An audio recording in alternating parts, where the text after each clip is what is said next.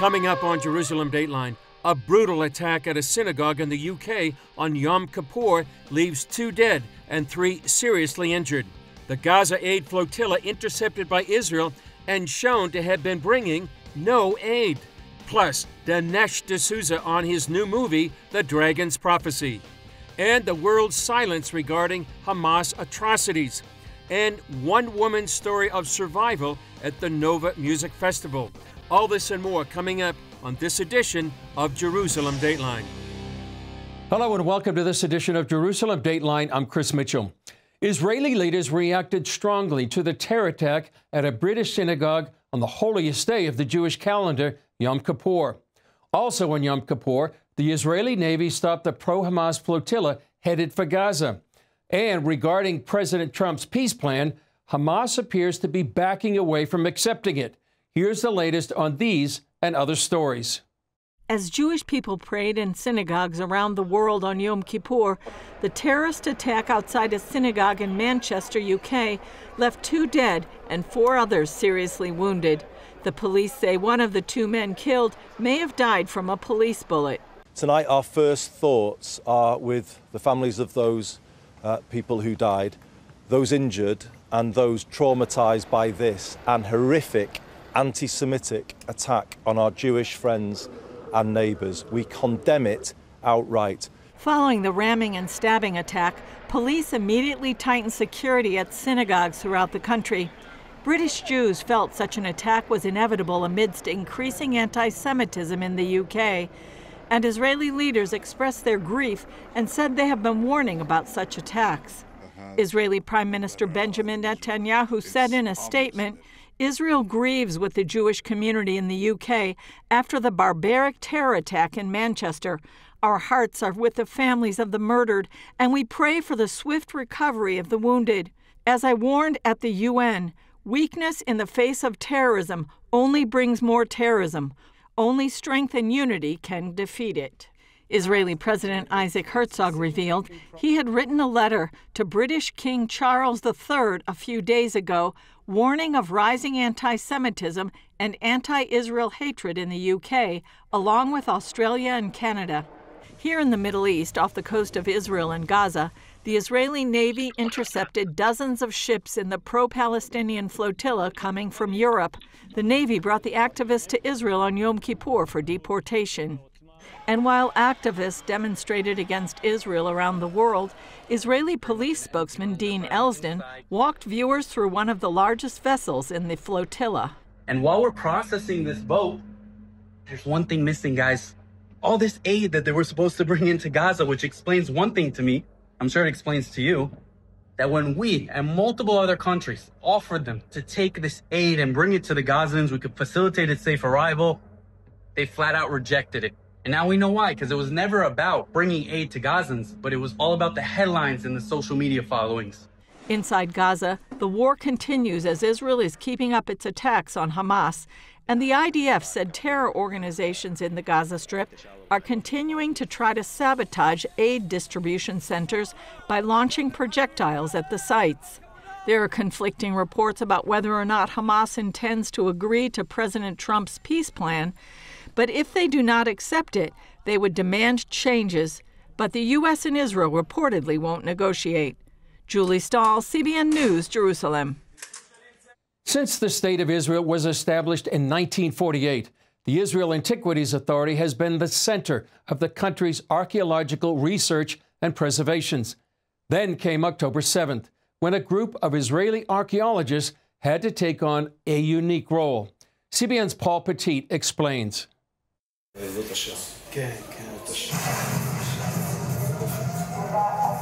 Rising from the ashes. This new exhibit in Jerusalem serves as an immersive experience into the October 7th terrorist attack. This is not an exhibition about the war, but it's giving a certain perspective of how the Israel Antiquities Authority found itself involved in something that's taking their expertise of archaeological work into modern life, modern war. That included using advanced methods to document devastation, locate victims, and create exact modeling of Israel's bloodiest day. So there are three main themes that the exhibition deals with. The first takes us into a hall that discusses the locating of missing people. We follow the story of two families, and we follow several archaeologists. Up until October 7th, Israeli archaeologists dedicated to preserving ancient heritage had never been used as modern-day crime scene investigators. I was a little bit hesitant at first because I wanted to make sure that I'll be able to handle what I'm about to see, what I'm about to do there. Another part of the exhibit features an interactive display of the scenes experienced by Asaf and his colleagues. The smells, the smell of fire and smoke, the smell of death, rotten flesh, the devastation is amazing. You feel like someone punched you, and you need to make a switch, and you need to start doing your job. This job also meant working directly with family members like Michal Gabe, mother of Shani Gabe, a security worker who became a casualty when Hamas attacked the Nova Music Festival. With her on the phone, I heard the booming, I heard the screaming, I heard everything. I was with her on the phone when they shot her. Michal says she didn't know if her daughter was alive, dead, or taken captive. After excavating and examining the scene, Israeli archaeologists delivered the devastating news and this keepsake. They found the necklace, her necklace, in the area of the ambulance, where the ambulance was bombed from RPG. And on the necklace was DNA of Shani. How does one deal with such tragedy? This is where Rising from the Ashes gets its name, a section dedicated to education and community resilience.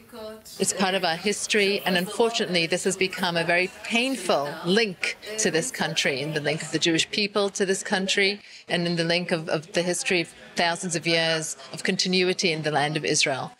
And by doing so, we can show the world what happened, and we can hopefully prevent this from ever happening again. The Israel Antiquities Authority hopes this exhibit does more than bring the horrors of what happened on October 7th to life. They hope it forever preserves what happened on that fateful day and reminds the world why Israel continues to fight. It takes me back to the 7th October, and I hope it will take everyone to understand what happened in the 7th October. So everybody needs to, like a knife in the heart, to see this and to understand. In Jerusalem, Paul Petit, CBN News. Dinesh D'Souza's new film, made in collaboration with Jonathan Kahn, is called The Dragon's Prophecy, and it's coming to U.S. theaters. It examines the events of October 7th and how the world looked away from the video evidence Hamas produced about their own atrocities. Dinesh explained more about that and the context for the attack in a recent conversation. Dinesh D'Souza, thanks for joining us. You have a film coming out in just a couple of weeks. Tell us about it. It's called The Dragon's Prophecy. It comes out right around October 7th. It'll be in theaters for a couple of days and then available in streaming and DVD. And the film is about October 7th. It's about Israel, radical Islam, Hamas, biblical archaeology, and a hint of biblical prophecy. So it's an attempt to give a kind of new light on what's going on in the world, but do it through the lens of the Bible. It's based on Jonathan Cahn's best-selling book of that name, The Dragon's Prophecy. And the idea here is that the war between Israel and the Palestinians is an eerie replay, almost a resurrection, of some of the ancient battles that the Jews, the Israelites, fought against their traditional enemies, including the Philistines. In this way, we suggest that October 7th wasn't just a terrorist episode. It wasn't even just an historic event. It was a biblical event. Talk about how you get people to realize exactly what happened on October 7th. October 7th, what is to me shocking is that most people have not seen the footage of October 7th. And this is not because it doesn't exist. In fact, most of that footage was taken by Hamas. And some of it was broadcast on Hamas channels or through WhatsApp and online, live streamed. Some of it live streamed. So we collected all this footage. Now, the government of Israel never released it. The government of Israel thought, let's bring in some journalists from the BBC and Sky News. I was one of those. Yeah, oh, okay. Yeah. And I think that they were hoping that the journalists would then put the message out. But in many cases, as you know, the journalists are aggressively hostile to Israel. So I don't think that strategy worked. So what we decided was, look, we have this footage. Let us put it into a very riveting opening 10 minutes. Part of the strength of my films, my earlier film, 2,000 Mules, I try to put you right there in the voting booth or at the mail-in drop boxes in the 2020 election. Similarly here, I want you to be there on October 7th, so you can almost see these guys coming across the fences, you can see the guns, you can see what it looks like and what it feels like.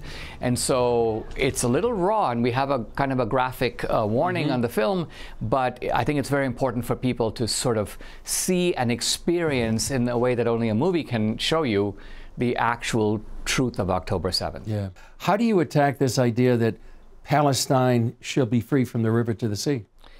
Well, first of all, the phrase "from the river to the sea" is a biblical phrase. It is an echo of God's promise to Abraham to have land from the river to the sea. Now, the river in the Bible is the Euphrates River, but to the sea is the Mediterranean Sea. So what you have here in this slogan, this political slogan of today, "from the river to the sea," is a kind of perverse twist or inversion of this biblical promise. In a way, it calls for the elimination of the state of Israel. Now, when I think about it, I say to myself, how do people get the title deeds to a country, any land? I'm from India originally. How do you know India belongs to the Indians? Well, there are three ways you get a country. The first is you've been there from the beginning. The second way is you get it through negotiation. The third way is you get it through conquest. Now, in some countries, the argument can go either way. So the Native Americans were there first in the United States. They have the claim of being the original inhabitants, but you could say that they had wars with each other, taking the land. The white man took it from them. So the Native Americans have it from ancient occupation, and the white man has it from conquest. But now apply this to Israel. The Jews were here first. This is their native land. They got it by negotiation from the UN right after World War II. And they have won every war, 1948, 1967, 1973. So my point is, in the case of Israel, Israel checks all the three boxes. There's no doubt that this land belongs to the Jews. And how can people find out about the film? So the film is The Dragon's Prophecy. By the way, the title refers to a passage in the book of Revelation where the dragon, the devil, attacks a woman. The woman represents Israel. And so this prophecy is unfurled in a beautiful way. The website for the film, thedragonsprophecyfilm.com. And you can sign up for movie tickets. You can order the streaming, DVDs, all of that. Thedragonsprophecyfilm.com. Thanks for joining us, Dinesh, and I look forward to seeing the movie. My pleasure. Hadar Shavit was a school teacher, the wrong place at the wrong time on October 7th, the Nova Music Festival. But she was one of the survivors, living through the massacre happening all around her. By the end of the day, Hamas had killed 378 people and kidnapped another 44. She told us her story of being on the run with her friends as shots were flying and concertgoers were falling on all sides. They took several cars, and Hadar rode with her friend Shalev. He's really important in my story because we survived everything from the beginning till the end, like hand to hand. Early that morning, rockets started flying, and organizers told them to leave. Immediately I started to talk with my father. So he told me that the terrorists just broke the border and they came in to my area. And I was like, no, they're far away. Like, I never thought that I will meet them. Hadar and Shalev tried to escape in his car. After being stuck in traffic, Hadar feared they would be hit by a rocket, so they abandoned the car. Shalev and I just went back to the festival area where the bar was and the main stage and the yellow toilets. We were there till 8:15. That's when reality set in. I just heard gunshots and a lot of people just running through my direction, and Shalev holding my hand and was looking at me and just telling me, run as fast as you can. Then I realized, okay, they are here. It's a terror attack. According to the IDF, about 120 terrorists intended to target the Israeli city of Netivot. They took a wrong turn and ended up at the festival where thousands of Israelis were celebrating. So then they saw all the traffic that we created because of the festival, and they decided to change their mission. We were the new mission of the terrorists. As Hadar and Shalev tried to escape, they hid under one bush after another. Yeah, I saw people just getting shots and falling on the ground. And when you see it, you just don't realize that you see what you see is true. This is terrifying and still in my mind and in my dreams at night. Then they had to flee again. Hadar took us to the open field where they ran, dodging terrorists and bullets. I'm in the phone with my dad. And I was like, Dad, I cannot run anymore. I can't run anymore. I can't. And he was like, run, don't worry, run. Everything will be okay, run. And I was like, So were the terrorists, did they see you? Were they shooting at you? Yeah. I heard bullets whistle in my ear, like, "Fiu, fiu, fiu, fiu, fiu, fiu, fiu." We then went to this orchard where Hadar showed us a tree like the one where they hid. It was like God just put this orchard, and I was like, how I didn't saw it before. I heard people got murdered, women got raped, screaming people, and then silence, a lot of gunshots and RPGs and grenades and missiles, and seriously, chaos, hell. I just felt like,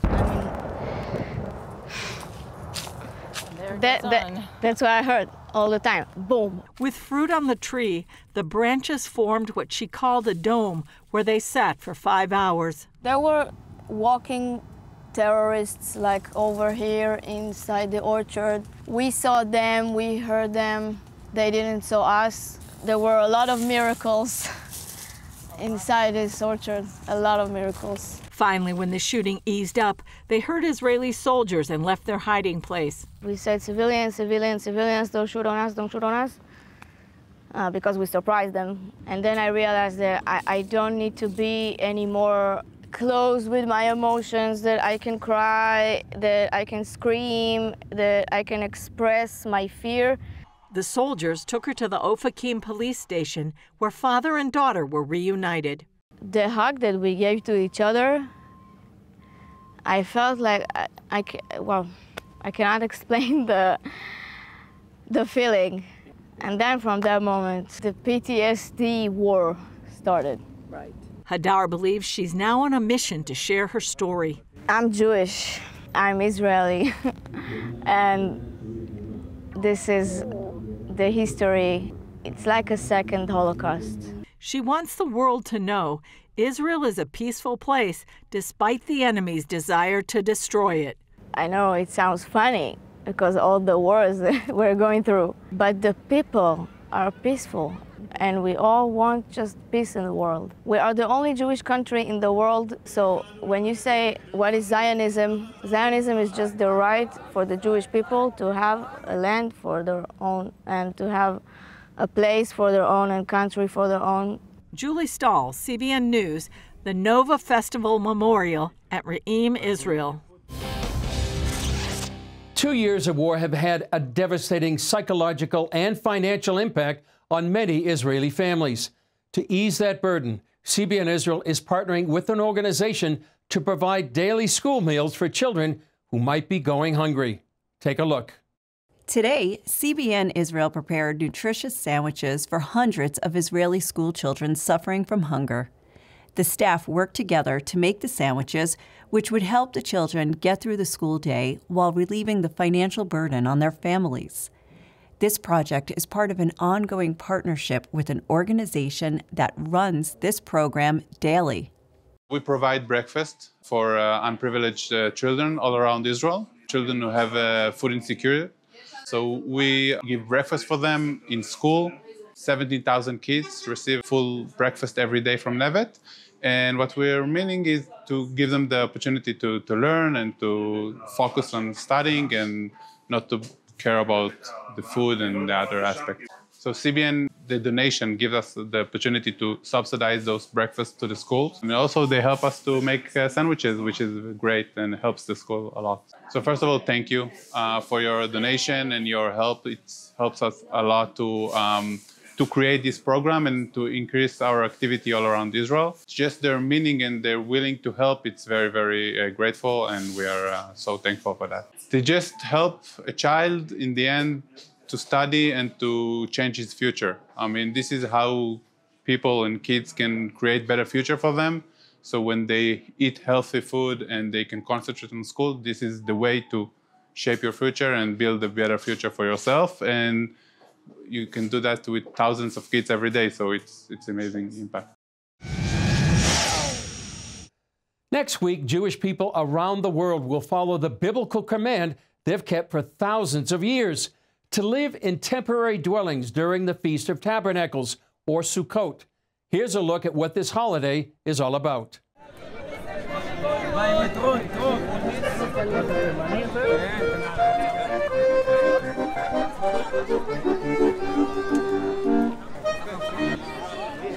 So I just want to tell you what we're actually doing here. It's in the book of Leviticus, and it says you should take for yourselves on the first day the fruit of beautiful trees, branches of palm trees, the boughs of leafy trees, and willows of the brook.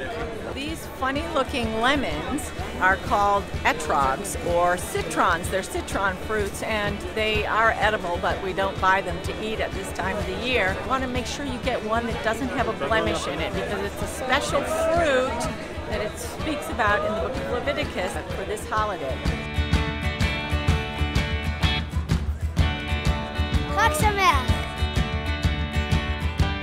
Okay, here we are, and we're going to build a sukkah. So here we go.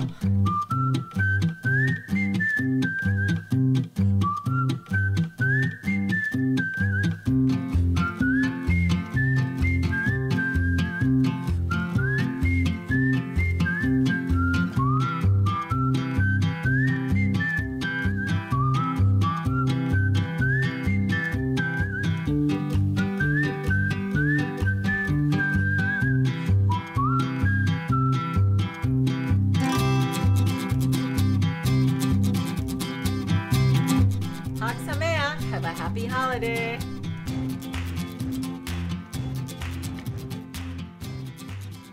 Sukkot is a wonderful festival here in Israel, one of my favorites. It's a great time for rejoicing and getting together with friends and family. Well, that's all for this edition of Jerusalem Dateline. Thanks for joining us. Remember, you can follow us on social media, and you can access CBN content through our CBN News and other CBN apps.